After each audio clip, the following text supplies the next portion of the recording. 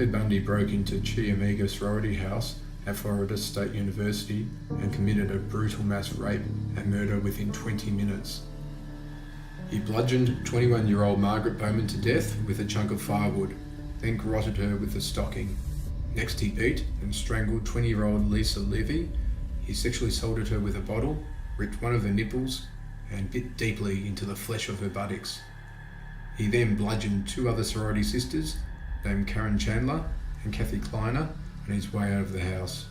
There was a survivor the night of the murders at the Chi Omega house, and this is what she said she had witnessed that night. I was asleep in our room. We lived in a dorm style room in the sorority house, Chi Omega, and as you entered the front door, there were stairs that led up to the second floor landing. That night when Ted came up, he went into Margaret's room, which was the first room on the left, and attacked Margaret and raped her and strangled her, and then put the sheets up to her neck to make it look like she was sleeping. He then went in and attacked Lisa, and he did the same thing. He actually bit her at that point, which ended up being a way that he was convicted, because it was definitely him that made the bite marks, which meant he was in the house that night. When he came into our room, I had a roommate, Karen. We were asleep in our beds. So then I woke up, and just in time I saw the figure, the silhouette of a big, just a black shadow. And as I was looking at it, I was laying on my left side. As I was looking at it, I saw this figure dressed in black, all black, raise his arm up over his head.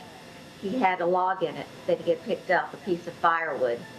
He struck me in the face with so much force that it shattered my jaw.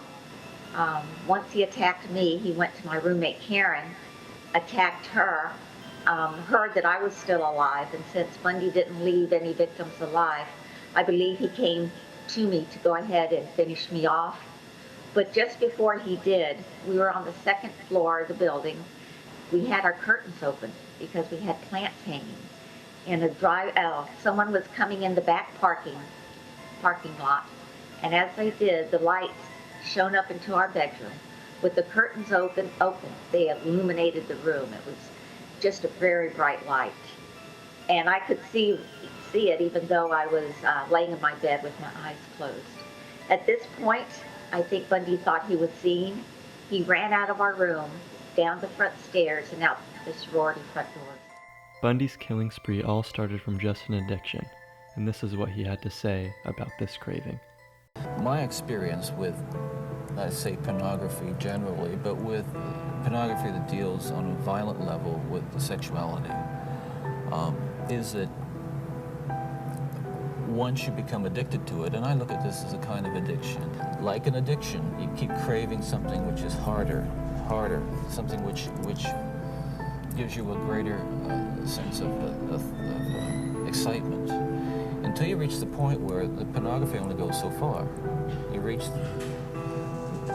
that jumping off point where you begin to wonder if maybe actually doing it will give you that which is beyond just reading about it or looking at it. Bundy knew what he was doing was wrong, but didn't see himself as a person who was mentally insane. These are some of his last words before getting put into the electric chair a few hours later. I'm not an animal and I'm not crazy. I'm a split personality. I mean, I'm just a normal individual.